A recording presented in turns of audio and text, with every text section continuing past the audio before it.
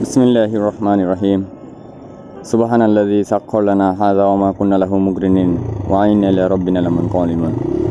আসসালামু আলাইকুম, কেমন আছেন সবাই? বাসা থেকে বেরোইছি, যেতে হবে একটু কদমতলিতে। কারণ হচ্ছে যে আমার বাইকের পিছনের টায়ারের অবস্থা বেশি খারাপ। এই হচ্ছে যে টায়ারের অবস্থা।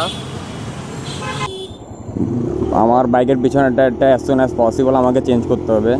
যাবো একটা কদমতলি থেকে একটা টায়ার নিব। এখন কদমতলি থেকে যাওয়ার আগে যেতে হবে একটু সিএমটি স্কুল অ্যান্ড কলেজে। ওখানে আমার এক ছোটো ভাই হচ্ছে যে ওই কলেজে ভর্তি হবে। তো হচ্ছে কিছু বুঝতেছে না, তাই হচ্ছে যে ওকে দেখাই দিতে হবে, একটু বুঝাই দিতে হবে কীভাবে কী করবে না করবে। তাই আগে হচ্ছে যে ফার্স্টে সিএমটি স্কুল অ্যান্ড কলেজে যাব।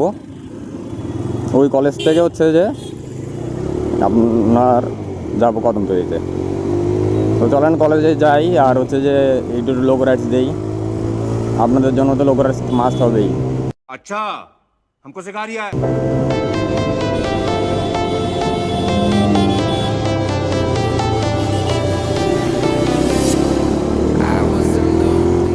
আমি আপনাদেরকে বলতেছিলাম যে হচ্ছে যে কন্ট্রোলের বাইরে বাইক চালানো ঠিক না। আমার যতটুকু কন্ট্রোল আছে ততটুকুর ভিতরে আমি বাইক চালানোর ট্রাই করি, আর আপনাদের যতটুকু কন্ট্রোল আছে ততটুকুর ভিতরে বাইক চালানোর ট্রাই করবেন সবসময়।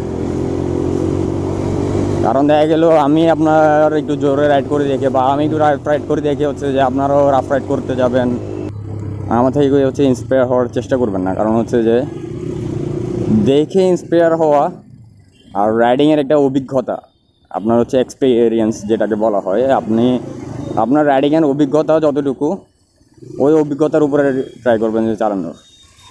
আল্লাহর রহমতে আমি আজকে প্রায় মোর দেন 4 or 5 years মেবি, এরকমই হবে হয়তো 4-5 বছর ধরে হচ্ছে যে আমি আজকে বাইক চালাচ্ছি। তো আমার যে অভিজ্ঞতা হবে আল্লাহর রহমতে, ওই অভিজ্ঞতাটা হচ্ছে আপনি 5 দিন বাইক চালাই ওইটা আপনার হবে না। সো 5 বছর ধরে বাইক চালানো আর 5 দিনের ভিতর বাইক চালানো ওইটা অনেক তফাৎ। আবার কেউ কেউ বলতে পারেন যে ভাই আমি তো বাইক চালানো শিখছি প্রায় 5-6 বছর আগে, কিন্তু চালাই মাঝে মধ্যে। এখন মাঝে মধ্যে চালানো আর রেগুলার চালানোর ভিতরে তফাৎ আছে।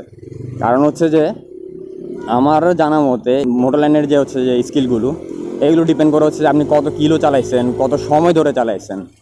আপনি চালানো শিখছেন একটা সময়, এখন শিখে হচ্ছে যে আপনি বাইক চালাচ্ছেন না, বাইক নিয়ে বাসা নিয়ে ফালাই রাখছেন, অথবা আপনার কাছে বাইক নাই শিখেই ফালাই রাখছেন, তাহলে হচ্ছে আপনি ওই অভিজ্ঞতাটা অর্জন করতে পারবেন না। অভিজ্ঞতা অর্জন করার জন্য আপনাকে হচ্ছে যে বাইক চালাইতে হবে। যত চালাবেন ততই হচ্ছে যে আপনার অভিজ্ঞতা বাড়বে। এটাই হচ্ছে যে অভিজ্ঞতা ডিপেন্ড করে I think. Needed somebody to show the way. Yeah, I was a heartbeat with no sound till you came around. Yeah, you showed me colors, light in the darkness. You were the only thing I needed. Then we got তো যেটা বলতেছিলাম যে অভিজ্ঞতাটা হচ্ছে যে রাইডিংয়ের উপরে depend করে, যে আপনি কতদিন ধরে রাইড করতেছেন, কত দিন ধরে হচ্ছে যে গাড়ি চালাচ্ছেন, কত সময় ধরে গাড়ি চালাচ্ছেন, কত কিলো বাইক চালাইছেন। যেমন আমি আমার এই বাইকটাকে আল্লাহর মধ্যে প্রায় 35,000 প্লাস, মানে হচ্ছে যে 35,000 কিলোমিটারের থেকে বেশি চালিয়ে ফেলছি এই বাইকটাতে।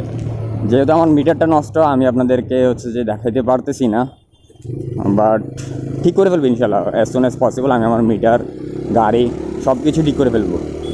হয়তো ক্রাইসিসে আসি, এখন পারতেছি না, ইনশাল্লাহ করে ফেলবো খুব সহজেই, খুব দ্রুত। we stay the same. Swear that we never lost the flame. Nostalgia, you're an echo in my আর বাইক চালানোর ক্ষেত্রে চেষ্টা করবেন যে আপনি যখনই বাইক চালাবেন তখন হচ্ছে যে যদি একটু রাফ রাইডিং করতে যান অথবা হচ্ছে ওভার স্পিডে বাইক থাকেন, আপনি চেষ্টা করবেন যে হচ্ছে ইঞ্জিন ব্রেকটাকে ইউজ করার জন্য। ইঞ্জিন ব্রেকটা হচ্ছে যে আসলে কতটা কার্যকর আর হচ্ছে যে কতটা হেল্পফুল একটা জিনিস, সেটা হচ্ছে যে যারা ইঞ্জিন ব্রেক প্রপারভাবে ইউজ করতে পারে তারাই বলতে পারবে ইঞ্জিন ব্রেকটা কী। আপনার হচ্ছে ইঞ্জিন ব্রেক ধরলে গাড়ি হচ্ছে জায়গায় দাঁড়ায় যাবে, আপনি যত স্পিডেই থাকেন না কেন, কিন্তু প্রপারভাবে ধরতে হবে ভাই।